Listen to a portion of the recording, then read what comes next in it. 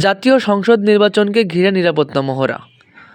আসন্ন 12ই ফেব্রুয়ারি জাতীয় সংসদ নির্বাচনকে সামনে রেখে নিরাপত্তা জোরদারে পুলিশের মহড়া অনুষ্ঠিত হয়েছে।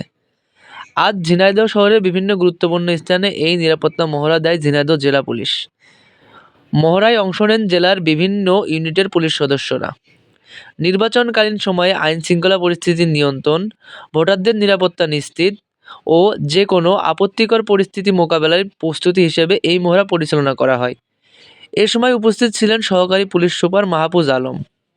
তিনি জানান, নির্বাচনকে ঘিরে জেলার সার্বিক নিরাপত্তা ব্যবস্থা জোরদার করা হয়েছে এবং শান্তিপূর্ণ নির্বাচন নিশ্চিত করতে পুলিশ সর্বোচ্চ সতর্ক অবস্থানে রয়েছে। স্থানীয় জনগণের নিরাপত্তা ও নির্বিঘ্ন ভোটগ্রহণ নিশ্চিত করতে এ ধরনের মহড়া অব্যাহত থাকবে বলে জানায় পুলিশ প্রশাসন। অংশই বলা যায়, কিন্তু আমাদের বাইরে থেকে এডিপিএন যারা এসেছে তারা আমাদের বিশেষ সুবিধা। এখানে পুলিশের সাথে কোন কোন সদস্য যুক্ত আছে? এখানে আমাদের জেলা পুলিশ, আমাদের জেলা গোয়েন্দা শাখা এবং কী কী ধরনের আপনারা এই অভিযান চালাবেন? মূলত এখন হচ্ছে কয়েকটা বিষয় অভিযান চলবে। এক হচ্ছে নির্বাচন অস্ত্র বলি বা অন্যান্য দুর্বৃত্তায়ন বলি, এই বিরুদ্ধে আমাদের অভিযান চলবে।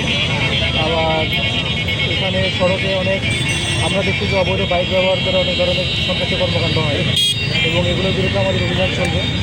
একই সাথে আমাদের হচ্ছে দাগে আসামি গ্রেপ্তার বা সন্ত্রাসী যারা আছে তাদের বিরুদ্ধে আমাদের অভিযান চলবে।